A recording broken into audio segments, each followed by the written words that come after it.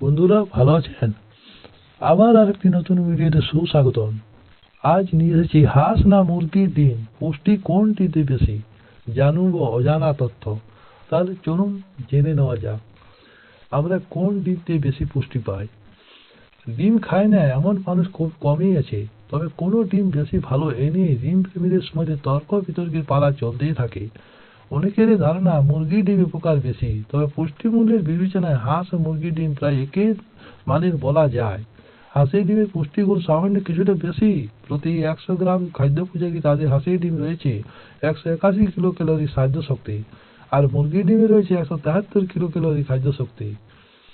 প্রতি 100 গ্রাম হাঁসের ডিমে প্রোটিনের পরিমাণ 13.5 গ্রাম এবং 100 গ্রাম মুরগির ডিমে প্রোটিনের পরিমাণ 13.3 গ্রাম।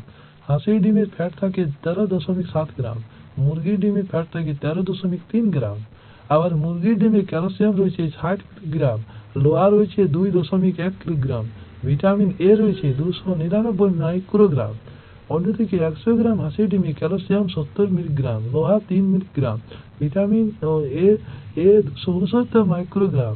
সব মিলিয়ে দেখা যায় সামান্য পরিমাণ হলেও মুরগি থেকে হাঁসের ডিমে পুষ্টিগুণ বেশি রয়েছে। তাহলে দেখলেন বন্ধুরা কোন ডিম বেশি উপকারী।